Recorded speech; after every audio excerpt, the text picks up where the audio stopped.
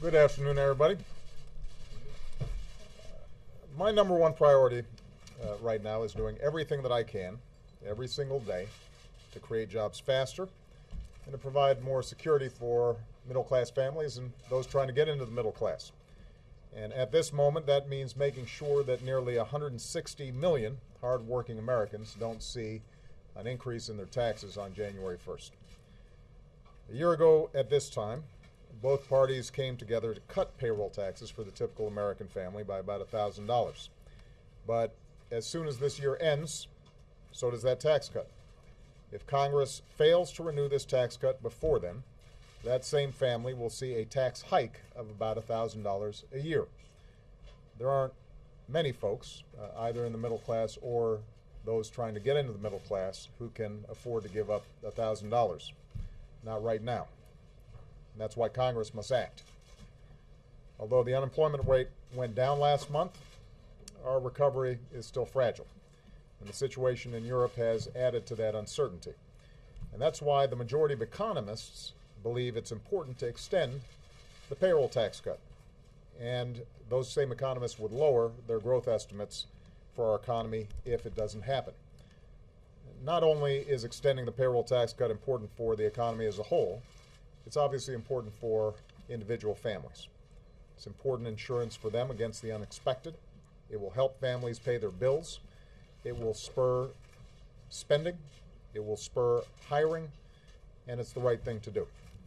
And that's why in my jobs bill I propose not only extending the tax cut, but expanding it to give a typical working family a tax cut of $1,500 next year. And it was paid for by asking a little more from millionaires and billionaires. A few 100,000 people paying a little bit more could have not only extended the existing payroll tax cut, but expanded it. Last week, virtually every Senate Republican voted against that tax cut. Now, I know many Republicans have sworn an oath never to raise taxes as long as they live. How can it be that the only time there's a catch is when it comes to raising taxes on middle-class families? How can you fight tooth and nail to protect high-end tax breaks for the wealthiest Americans and yet barely lift a finger to prevent taxes going up for 160 million Americans who really need the help? It doesn't make sense. Now, the good news is I think the American people's voices are starting to get through in this town. I know that last week Speaker Boehner said this tax cut helps the economy because it allows every working American to keep more of their money.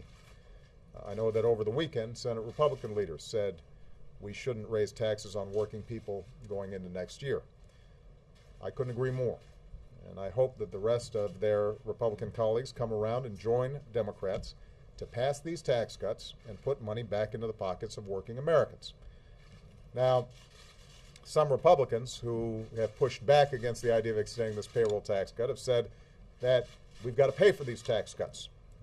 And I just point out that they haven't always felt that way. Over the last decade, they didn't feel the need to pay for massive tax cuts for the wealthiest Americans, which is one of the reasons that we face such large deficits. Indeed, when the Republicans took over the House at the beginning of this year, they explicitly changed the rules to say that tax cuts don't have to be paid for. So forgive me a little bit of confusion when I hear folks insisting on tax cuts being paid for. Having said that, we all recognize that we've got to make progress on the deficit, and I'm willing to work with Republicans to extend the payroll tax cut in a responsible way. What I'm not willing to do is to pay for the extension in a way that actually hurts the economy. As Americans are well aware, this summer I signed into law nearly $1 trillion in spending cuts with another $1 trillion in cuts in the pipeline.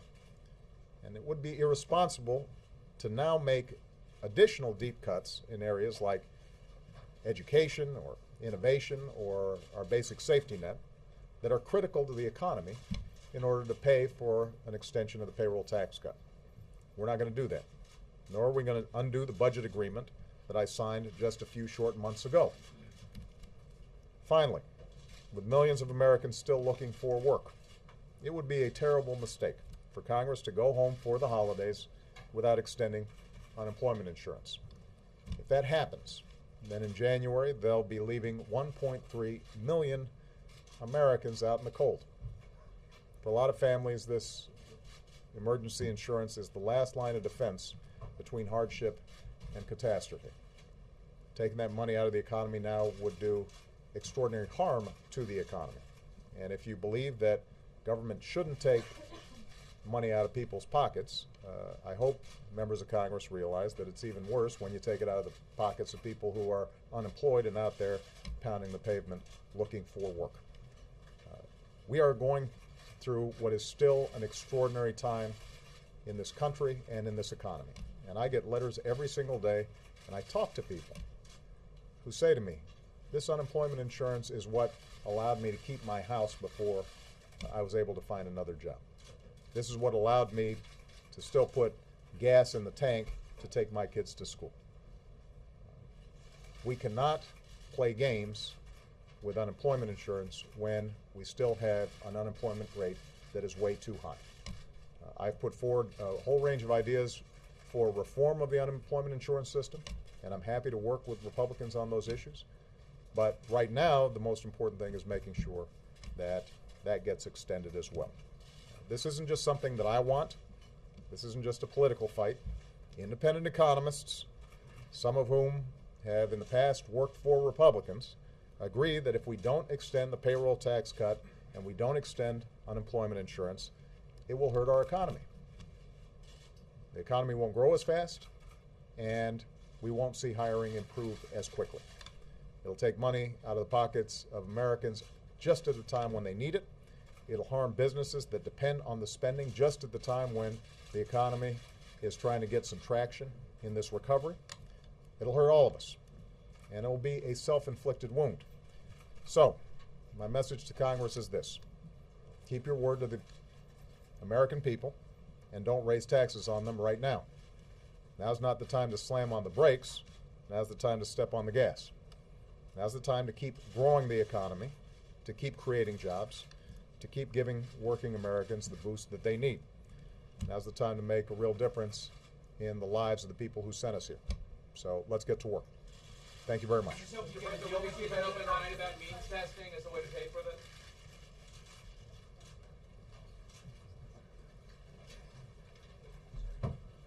Oh, look at us. What?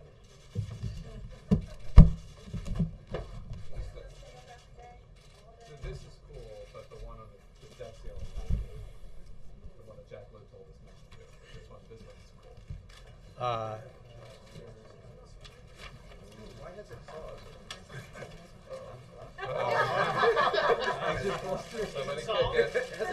Is there a deal? Is there a deal? It's a trick. It's a trick. I know you guys want to get to writing your stories, so I will obviously take your questions on the issues the President just discussed and any others. And I will also, if I might just note on a separate matter, that tomorrow at noon the Senate will have a cloture vote on the nomination of Caitlin Halligan to serve on the U.S. Court of Appeals for the District of Columbia Circuit. And it is disappointing that a cloture vote is even necessary for someone as clearly well qualified as Ms. Halligan, who has bipartisan support from lawyers and law enforcement. After almost 9 months of delay, we strongly urge the Senate's support and an up or down vote. Julie Pace. Thank you. The President didn't mention anything about the new proposal from Democrats on the Hill today that includes almost everything he wanted on the payroll tax cut, except extending that also to employers. Does he support their plan? First of all, I'm not sure, has that been formally announced? It's I don't know if it's right. formally I know it's been announced, but reported on by be the reported. Associated Press, so I don't want to get ahead of Senator Reid or Senator Casey. It is certainly the case that we're working with our colleagues in the Senate, as we did on the proposal, the original Senator Casey proposal, which was voted on and which earned the support of more than 50% of the U.S. Senate last week. And we will work, as the President just suggested, with Congress to find a solution to this important challenge, which is extending and expanding the payroll tax cut. And we'll obviously look to Senator Reid and Senator Casey to lead that effort in the Senate. I guess I'm curious to see where you think you are in the process Glad the clock's back up. Do you think you're in a place right now where you have the support of many Republicans on the sheer idea of extending the payroll tax cut, and you're just working on the pay-fors, or are you still trying to get their buy-in on the need to Well, extend? I think that's a great question to address to members of the Senate and the House who are Republicans, because while, as the President noted, we've had some indication from House and Senate Republican leaders that they now agree with the proposition that independent economists have made clear is the case, that extending the payroll tax cut is very important for economic growth and job creation, and that allowing middle-class Americans to experience a tax hike in January would have a negative impact on not just them personally, but on the economy and on jobs. So that's progress, but as we saw in the Senate vote, the rather surprising Senate vote on the Senate measure, there seems to be an issue not with pay-fors, but whether or not it's even a good idea to cut taxes for 160 million Americans, for working and middle-class Americans. To put it another way, which this clock illustrates, that we're coming down to it. The clock is ticking to the point where if Congress does not act, middle-class Americans, working Americans, 160 million Americans will have their taxes go up on January 1st. And I think what this clock dramatizes is that there isn't a lot of time, and that Congress needs to act to do the right thing.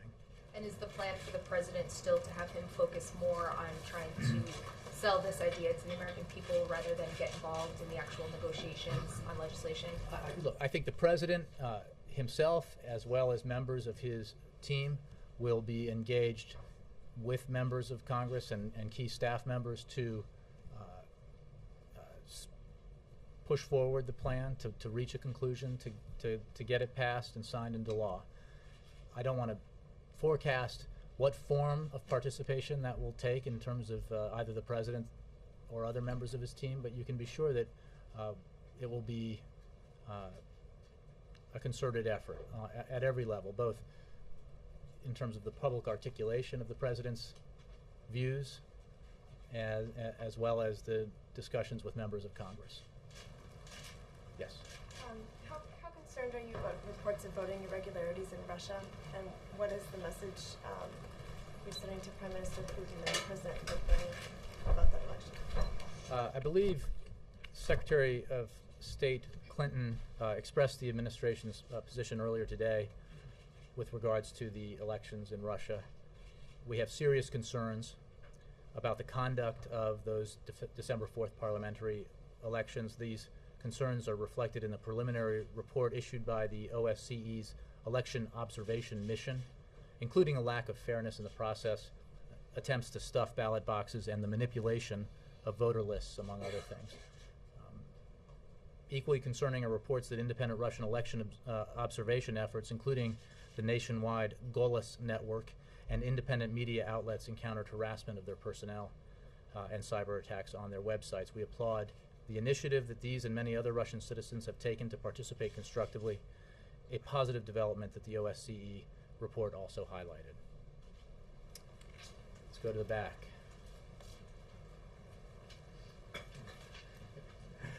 Lester. Oh my goodness. Can you believe it? I'm in the holiday spirit. The Family Research. Is everyone okay? The Family Research Council and CNS News both reported a 93-7 U.S. Senate vote to approve a defense authorization bill that, quote, includes a provision which not only repeals the military law on sodomy, but also repeals the military ban on sex with animals, or bestiality. Does the Commander-in-Chief approve or disapprove of bestiality in our armed forces? I don't have any comment on. I don't have any comment on that. Let me go to another Does question. the President believe Let's get to something more this will serious. be Yes, approved Jake. by all animal Sure you don't want to ask support another groups question? such as Because I'm another I've learned my lesson, Jake. Just one I'm done, Lester. I think we'll let everybody get a chance here. Go ahead, Jake. Sure you don't want to take any more questions on bestiality? I'm wondering. I'm wondering if you could explain what the U.S. ambassador to Belgium meant in his comments about anti-Semitism tying in to Israel's policy? The fact is, as you know, we condemn, this administration and the United States condemns anti-Semitism in all its forms and believe that there is never any justification for prejudice against the Jewish people or against Israel. Ambassador Gutman has expressed his regret, noting that he, quote, strongly condemns anti-Semitism in all its forms. And I would just point out, Jake, that this administration has consistently stood up against anti-Semitism and efforts to delegitimize Israel, and we will continue to do so. Our record on this speaks for itself, whether it was opposing one-sided efforts to single out Israel at the Human Rights Council, speaking out against incitement in the Arab world, or opposing efforts to shortcut negotiations at the United Nations. Specifically to your question, I think the ambassador himself has addressed this, so I would direct you to his statements in So terms of interpreting what he meant. But our position is quite clear, Did you read and our record is even clearer. Did you? Of course I have, and I think that Does it represent the administration's point of view, what he said? the administration's point of view is what I just expressed, which is we condemn anti-Semitism in all its forms, and believe there is. I think the ambassador has spoken on this, put out a statement about it, and our position, I think, is very clear. And I would point to you not just to our record against opposing rather one-sided efforts to single out Israel, speaking out against incitement in the Arab world, or opposing efforts, Palestinian efforts, to shortcut negotiations to the United Nations, but also look at this administration's incredible commitment to Israeli security, which has been testified to by the Prime Minister and many others in Israel. As far as you guys are concerned, is that the end of this controversy? Because there are a lot of Jewish groups who are very upset about what Ambassador Gutman said. Well, I think that we have to look again at our clear position on this, as well as our record. And I think that... I'm actually just talking about what he said, not your record. No, I understand, but we're talking here about... you're only asking me because he's an ambassador and works out of the State Department for this administration. So let me be clear about what this administration's policies are, what its positions are, and what our record is, because that is what... You have to delineate what your policies are, Well, in case you have an ambassador who's off the reservation a bit? Again, but he addressed his statement, and let me be clear about our position. And again, I quoted him because he's absolutely right when he says that he, as well as this administration, strongly condemns anti-Semitism in all its forms. Right, and in terms of how to pay for this middle-class tax cut, the Republicans outlined a plan, and I know you talked about this a bit last week, but the Republicans outlined a plan in which wealthier Americans were asked to sacrifice through means testing social programs. Does that not meet the requirement of the wealthy paying their fair share? Well, I think 2 points about that. One is that was a very small portion of the proposed means of paying for the payroll tax cut extension in the Republican measure that went down quite decidedly with not even a majority of Republican votes. And it was a window dressing aspect of a measure that was paid for largely through unbalanced cuts that would force the reopening of the Budget Control Act, the agreement that the President and members of both parties made just a few short months ago, and the President made clear his position on reopening that agreement. In fact, if I could just add that it is exactly what people get frustrated about with regards to Washington when leaders in Washington say, this is my position, this is the, I sign on the dotted line, you have my word, this is the agreement, and then a few months later that you either want to change the rules on the sequester or change, violate or transgress in terms of the agreement on spending cuts, which I would point out, as I did last week, the discretionary spending cuts, non-defense spending cuts that have already been agreed to by this President and Congress would bring us to the lowest percent in terms of non-defense discretionary spending as a percentage of GDP since Dwight Eisenhower was president. So these are quite dramatic cuts, quite serious cuts, and the inclusion of the measure that you talked about was a very small part of the Republican pay for. So it meets the requirement, but not enough? Well, it certainly doesn't meet. It doesn't pay for it. So it's not enough to pay for a payroll tax cut. I'm not saying that it's not. I don't want to negotiate the particulars of an endgame or get ahead of Senator Reid and Senator Casey in terms of their proposed compromise or new measure to extend and expand the payroll tax cut. But while that measure does ask, in some ways, small ways, wealthier Americans to pay their fair share, or at least a little bit more, it does not, in and of itself, come anywhere close to paying for this tax cut. Thank you. Yeah. Jay, Speaker Boehner is expected to put out his proposal later this week. Mhm. After that, do you expect to negotiate with? Time's running out. Do you expect to negotiate with the House and the Senate? Yes, I think that we can expect that. Goodness. No, that's quite all right. I hope your camera's okay.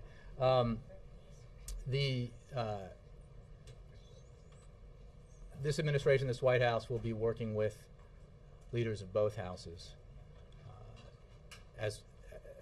to get this done. There is really not a lot of time to waste here. It is essential for the health of our economy and out of fairness to 160 million working and middle-class Americans to get this done. So then if the clock is really ticking, why not negotiate now? Well, let's be clear. We are working with Congress. Just because, as you know from the summer, we don't announce every conversation or every meeting that the President has or his senior team members have, doesn't mean we're not working this issue. And in fact, we worked it hard, which is how we got the votes that we got last week. And I will remind you that the Senate Democratic measure, which the President supported, got a majority of the U.S. Senate, including a Republican vote. The Senate Republican measure, which was put forward by the Senate Republican leader, got, I think, 20 Republican votes, or maybe 20 votes overall.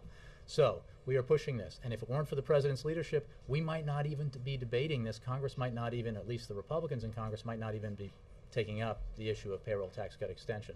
Going forward, we will continue to push it.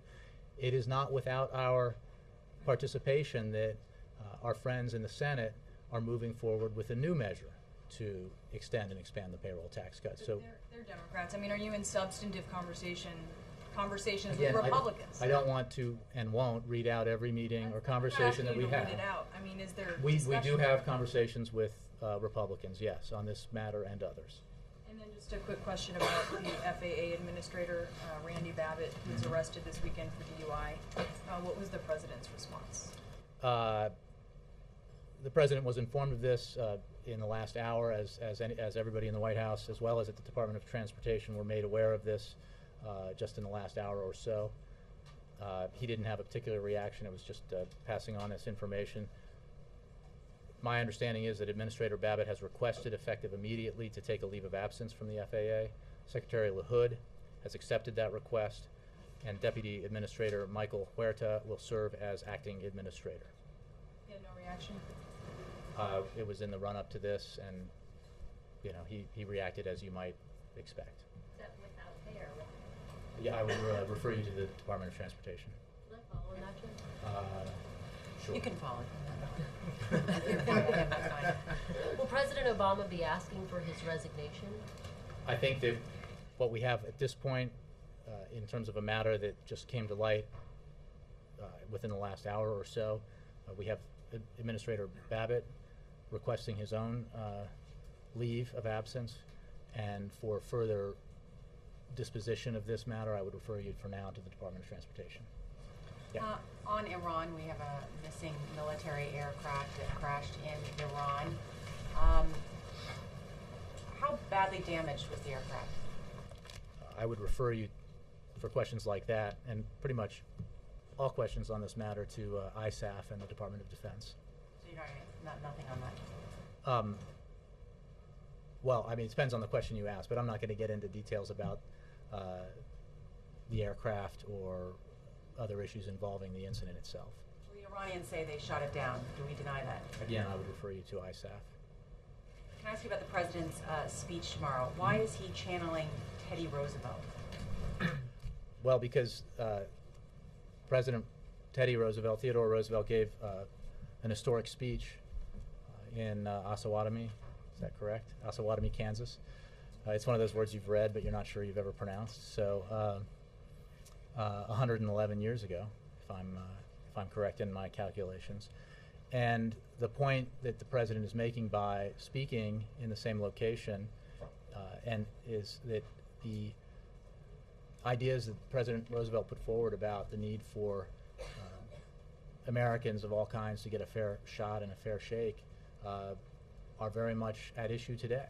And the President's speech will encapsulate the debates that we've been having this year over our economic policy and over our economic future. So he thinks it's an opportune time and an opportune location to really try to put into broader perspective the kind of debates we've been having and the issues that are of vital importance to building an economic future of this country, in his mind, that gives middle-class Americans the kind of fair shake and fair shot that they deserve. And who has not given them a fair shake or a fair shot? Well, I think it's abundantly clear, and was clear even prior to this most recent economic crisis, that the middle class in this country has been squeezed for a long time, and most especially in the last decade, and in the decade rather prior to this president coming to office. So this has been an issue that has animated this president even before he was sworn into office. It was really the reason why he ran for president, as he articulated many times in the 2008 campaign.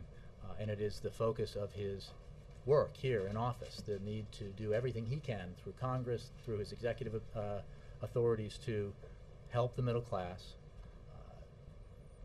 expand and help those who aspire to the middle class gain access to it. And that's the focus. And look, if you step back, the speech will encapsulate and provides context to the debates we've been having this year and that we will continue to have. But it really, it goes to some of the specific issues that we're talking about now. The absolute necessity and fairness of extending and expanding the payroll tax cut for middle class and working Americans.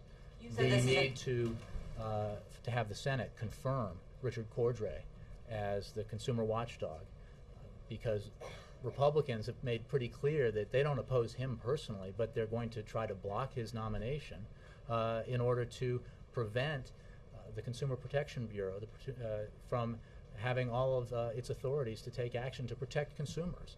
And we passed that legislation. This president fought for that legislation precisely because consumers deserve protections that they did not have, as became so abundantly clear in the financial crisis that led to the worst recession since the Great Depression.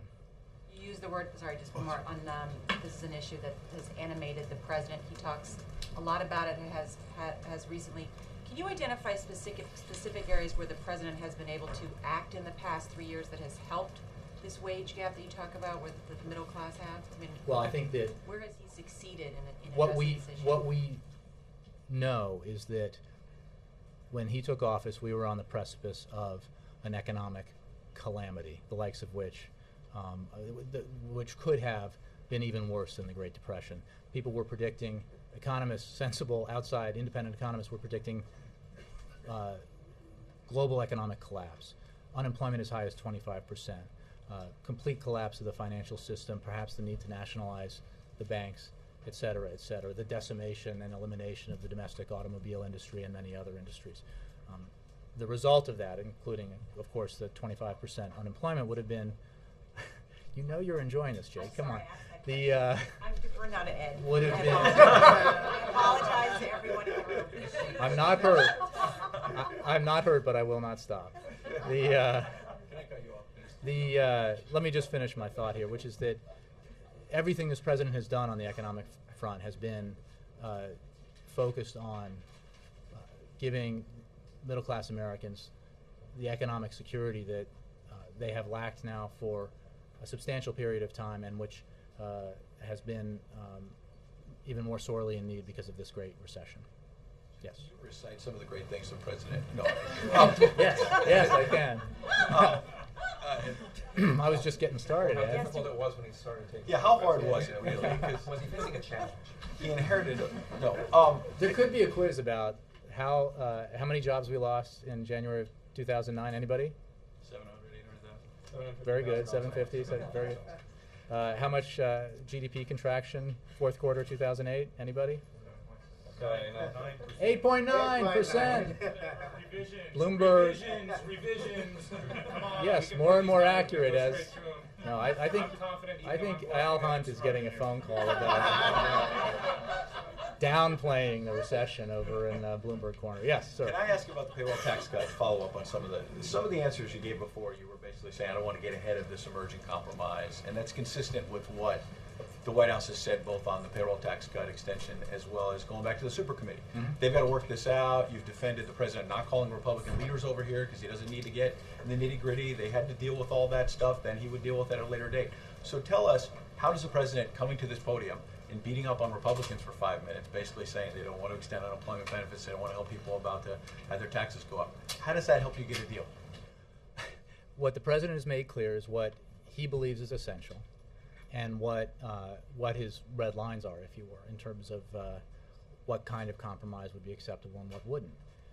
The fact is, Ed, and it's not necessarily a happy fact, but it's a true fact, that simply by putting forward his ideas and his name on those ideas and saying to members of Congress that he'd like to negotiate with them, they are not going to necessarily compromise and respond. That has been, unfortunately, the fact for these nearly 3 years. What Republicans were saying they had not even seen this compromise yet. They hadn't even had a chance to react to it. The So how president can they was- be wait, accused wait, wait. of The not president embracing it? The president was reacting not to a compromise that hasn't been proposed yet, as I understand formally, or a new The A4s are still up in the air. No one Senate, knows the details. a new Senate Democratic version. He's also reacting to the votes we just had on this issue, which demonstrated a profound reluctance by Republicans in the Senate to extend a tax cut for middle-class Americans. And because of that, and a refusal to accept the majority vote of the Senate, including a Republican senator, and let that measure move on to the House and be signed into law by the president if it passed the House. I mean, so the obstructionism here is real, and what he is hoping through his articulation of his views on this issue, as well as most importantly, the articulation expressed and the voices raised of the American people on this issue, that Republicans will move, that Congress will act and get this done because it's the right thing to do. Just about 2 or 3 weeks ago that Senator Durbin and other Democrats defended the president for not coming out and giving his red lines on the super committee deal by saying Republicans warned Democrats on the Hill. The president comes out here and attacks them, this thing's going to blow up. So how then do you justify him coming out here? First of all, No, that's what they're that's apples what and Senator oranges. Durbin What said. Senator Durbin said is that the reason there was a strategic notion behind the approach that the administration took on the super committee, because it was made clear by Republicans involved in these negotiations that anything that had the president's name on it as a potential compromise would become toxic to Republicans who refused to vote for anything that they view as a victory for the president. The president So- not coming out and being more aggressive on the super committee. First of all, the super committee is a different beast from the payroll tax cut extension. This, after all, is about tax cuts. And you've been here a long time. A lot of folks have been covering this a long time. If there has ever been a truism in modern American politics, it's that Republicans are always for tax cuts. And what is striking to this president, as he made clear moments ago, and to me and to others, is that Republicans seem so grudging in their support, to the extent there is any support, in giving tax cuts to regular Americans, to working class Americans, to middle class Americans, to 160 million Americans. And their refusal in unison, virtually, except for one Republican, to back a payroll tax cut expansion and extension for 160 million Americans, because they didn't want to ask 300,000 millionaires and billionaires to pay a little extra. I mean, I don't think there's anything more clarifying than that vote. So, having said all that, we have to get this done. And the president came out today to make his views on that clear, and he looks forward to working with Republicans in the House and the Senate, as well, of course, as Democrats, to get it done in a way that is economically responsible. Mr. Thrush. Jay, just to follow up on Ed, there's a school of thought that goes, the president does better in these negotiations when he's actually not in the room, that when he gets in the room with these guys, they start changing the rules of the game, they start dealing with internal dissension in their own ranks. I mean, is there, from a process perspective, an advantage in the president remaining outside of these direct negotiations as long as possible? Well, I just want to go back to what I said to Ed, because there is no global doctrine, if you will, about how you approach these things. And each issue is different. And what I think is quite clear is that this president, throughout his presidency, has been intimately engaged with Congress on his agenda, whether that's deficit reduction or economic growth measures, job creation measures, healthcare reform, or other measures. And he will continue to be so. The fact is that, as you know, this summer he was very directly involved on a day-to-day and at times hour-to-hour basis with Congress, Republican leaders as well as Democratic, on the debt ceiling negotiations. The point I was making to Ed is that in the super committee process, the president took an approach that was designed entirely to maximize the possibility of a positive outcome, of putting his views on paper in detail to the public and to the committee at the beginning of the process, and then stepping back and letting a congressional process take its course. And how does this one compare in terms of the president's direct engagement? How will this one compare to the debt ceiling negotiations and the super committee? I think it will be different, as all these issues are different. It is also obviously a different animal, if you will. A payroll tax cut extension and expansion is a relatively modest proposal compared to a broad $3 or $4 trillion deficit reduction package. But the president, his team will be engaged in these coming days and weeks in a variety of different ways, working with Congress to get this done, because as the president just made clear, we can't afford to let that clock go to zero. The American people cannot afford to have their taxes go up on average $1,000 come January 1st. The other thing is you are targeting, we had a conference call yesterday, you guys are targeting 7 states, some of them pretty deep red states on the payroll tax, with interviews with local news anchors and such. Has the president thought of calling people like Rob Portman and Olympia Snowe directly rather than using this indirect approach to pressure? Again, you are presuming in your question that we read out to you every communication that the White House has with the Hill, and I can assure you that we do not. This is a multi-pronged effort, if you will, that there are many fronts here on which to fight for middle-class tax cuts, and we will continue to do so. And often in answer to questions about whether conversations have occurred, I will say that I have no conversations to read out to you, which is my answer in this case. Alexis, and then Laura. The president met with Secretary Geithner today, and Secretary Geithner is going to Europe. First question is there any new message the president wants him to carry to Europe to try to work with allies abroad? And second question, can you tell us what Jennifer Palmieri will be doing and what she'll be adding to the staff that the president doesn't have currently? As you know, the president asked Secretary Geithner to travel to Europe this week for meetings with his counterparts on their efforts to reinforce the institutions of the Euro area. This is rather part of our continued engagement with Europe and an important moment for them. And as you know, Europe's success is of great importance to us. And we have shared ideas and observations where it may be useful based on our own experience, and we will continue to do so. So this is the continuation of a process that we've been engaged in for many weeks and months now, in particular Secretary Geithner, but also the president and other members of his team. I would say, with regard to Jen Palmieri, that she's going to be a welcome addition to this White House staff and communications staff. She has a big shoes to fill, or rather small shoes to fill, with Jen Psaki's. But we're going to, that position has been vacant, and it's a valuable and important position that needs to be filled. So we're looking forward to her arrival. Yes. Thanks. In the interim, I think since you were first asked this question, Senator Reid has in fact announced his proposal. So I'm wondering if you could give us your take. We were trying to get this briefing done before you that, pushed but it back by quite a bit, but not quite far enough. look, I mean, broadly, we support. You would not be surprised. The efforts of Senators Reid and Casey to get this done, to get this payroll tax cut expansion and extension done, and to have it paid for in a way that is responsible and fair. The president pointed out, and I think it's always worth remembering, that the sudden heartfelt concern that you hear among some Republicans who are reluctant to give tax breaks to middle-class Americans, that it needs to be paid for, is a little out of sync with the position that they've taken on tax cuts for these many years now, and in particular with regard to this House Republican leadership, they've institutionalized the idea that tax cuts don't have to be paid for. So that having been said, the president believes that we need to be mindful of our fiscal issues. That's why he proposed a measure in the American Jobs Act to pay for all of it, including the payroll tax cut expansion and extension. Why he supported the Senate Democratic version, the original one, which paid for it in an economically sensible and fair way, and why we support this latest proposal. Given what you just said, of course, the president also said that he made the point that Republicans That's just a suddenly, coincidence. yes, not a coincidence, that Republicans suddenly are feeling the need to pay for this when they haven't paid for other past tax cuts.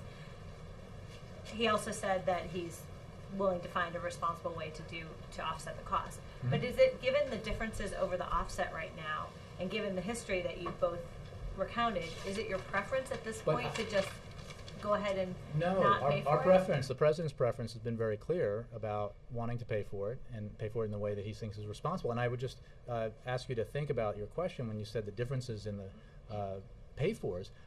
Republicans got almost no support for their proposals in terms of how to pay for it from their own members. So now I don't know what that tells us in full, but I know it indicates that the issue here isn't so much about pay-fors, it's about whether or not we're going to let this clock go to zero, whether or not there is any real profound support among Republicans in the Senate and the House for extending tax cuts for middle class and working Americans. The vote that we saw last week on the Senate Republican proposal suggests that feeling is not there, which is a shame. But given that there isn't sufficient support to pass the Democrats' preferred pay for, would a good second choice be just allow it to pass without it being offset? Well, the fact is, Senators Reid and Casey have put forward a new proposal with different pay-fors or modified pay-for, and we remain hopeful that Republicans in the Senate and then eventually in the House will hear the voices of the American people who are making quite clear that they need this tax relief and that the economy needs this tax relief. Economists, independent economists, have made clear that not extending the payroll tax cut would have a negative impact on economic growth, would have a negative impact on job creation, and that extending and expanding it would have a positive impact, that we would be able to continue the growth and job creation that we've seen and expand it, which is exactly what this economy needs. It's the medicine this economy needs. Last real quick thing. In the past, you haven't been all that excited about these countdown clocks. In fact, been discouraged them in the past. I'm just wondering why this one's let's be different. clear. The issue we had with the debt ceiling countdown clock is that it was sending it could have a negative impact in raising the specter, which we hoped would never be raised, of the United States defaulting on its obligations, which would have the impact, if it were to come to pass, of causing global economic chaos. This is quite different. This is about whether or not 160 million Americans, working class, middle class Americans, are going to have their taxes go up on January 1st because Congress refuses to act, or rather, in this case, the Senate and House Republicans refuse to act. Roger. And then, Thank you. I know you said you weren't having a reading out conversation, but could you at least say whether the president talked to congressional leaders over the weekend? I don't have any conversations to read out to you, Roger. All right. How soon does this tax cut need to be paid for? What this president has made clear in his proposed methods I of paying understand, for not is that we now. need to do this over time, so it's economically responsible. That was embodied in his proposal for the American Jobs Act. It was also embodied in the Senate Democratic proposal, and I believe is original, and it was embodied or is embodied in the current one. And going to the point the president made from here just moments ago, we should not pay for it in a way that does harm to the economy, does harm to our recovery. So that's very important, and that's one of the principles that he brings to this discussion. Does that mean like over 5 years? Well, again, I think that Can you put a little what finer what point on is important is that we don't do it in a way that actually does harm to the economy or does harm to the very people that will be helped by a middle class tax cut. So we also, and I think the president made clear that we're not going to reopen the Budget Control Act and reopen the deal that has already brought us down to spending levels that are lower when it comes to non-defense discretionary spending than we've seen since Dwight Eisenhower was president. Yes. Jay, and can you then- read out the okay. meeting with the college? Oh, sorry. Let me. I promised. Thank you, Jay. Yes, and then. So, the Canadian Prime Minister Harper will be in town in the White House Wednesday afternoon. Is that right? Is it correct that there will be the signing of a new border security agreement?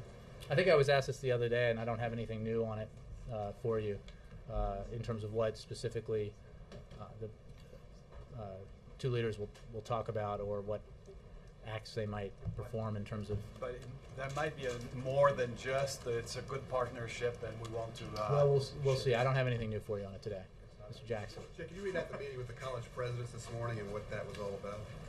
I don't have a detailed readout. I wasn't able to make it. I think the general idea is that, among other issues, I mean, this president's profoundly concerned with education. He's also very concerned with the cost of education, especially higher education. So I'm sure that was a topic, but I had to miss that meeting, and I don't have a readout for you. But we'll have one, I am assured by Mr. Ernest. We will have one for you later today. Thanks, Jay. Chris, last one. Jay, I want to follow up with you what I asked you about earlier about the lack of federal non-discrimination protections for LGBT people in the workplace. The President supports legislation known as the Employment Non-Discrimination Act that would address this issue, but he can also take administrative action. He can issue an executive order saying federal dollars won't go to contractors that don't have their own non-discrimination protections based on sexual orientation and gender identity. If the President supports legislation to address this issue, what's stopping him from issuing an executive order that would move toward the same goal? Chris, I don't have anything new for you on that, so I don't have probably an answer that will move that story along for you, but if you want to ask me, I can look into it for you.